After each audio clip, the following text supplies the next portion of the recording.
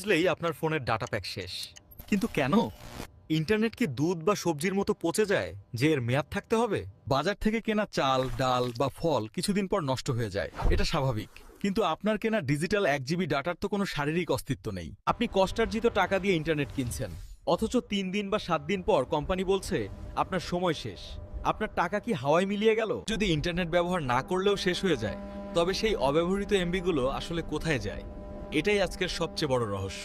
আমরা অনেকেই ভাবি কোম্পানিগুলো হয়তো আমাদের ঠকাচ্ছে, কিন্তু এর পেছনে লুকিয়ে আছে এক গভীর ব্যবসায়িক কৌশল যা সাধারণ মানুষের কল্পনার বাইরে। এই রহস্য ভেদ করতে হলে আমাদের প্রথমে বুঝতে হবে ইন্টারনেট আসলে কি এবং এটি কিভাবে আমাদের কাছে পৌঁছায়। ইন্টারনেট কোনো ম্যাজিক নয়, এটি হলো সমুদ্রের তলদেশ দিয়ে যাওয়া হাজার হাজার কিলোমিটার দীর্ঘ অপটিক্যাল ফাইবার ক্যাবলের এক বিশাল নেটওয়ার্ক।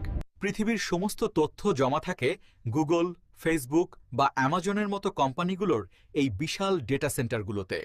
আপনার মোবাইল অপারেটর সেই ডেটা সেন্টারগুলো থেকে তথ্য আপনার ফোন পর্যন্ত পৌঁছে দেওয়ার মাধ্যম বা বাহক মাত্র। আমরা ভাবি 1 জিবি কেনা মানে আমাদের ফোনে 1 জিবি জমা হলো, কিন্তু ব্যাপারটা মোটেও এমন নয়। এটা একটা সম্পূর্ণ ভুল ধারণা। ইন্টারনেটকে তুলনা করুন একটি বিশাল পানির পাইপলাইনের সাথে। আপনি ডাটা কেনেন না, আপনি মূলত সেই পাইপ নির্দিষ্ট সময়ের জন্য ব্যবহারের অনুমতি কেনেন। টেলিকম কোম্পানিগুলো আন্তর্জাতিক সাবমেরিন ক্যাবল কোম্পানিগুলোর কাছ থেকে বিপুল পরিমাণ ব্যান্ডউইথ বা ডাটা প্রবাহের ক্ষমতা কিনে রাখে। ব্যান্ডউইথ হলো একটি হাইওয়ের মতো, একসাথে কতজন মানুষ কত দ্রুত গতিতে ইন্টারনেট ব্যবহার করতে পারবে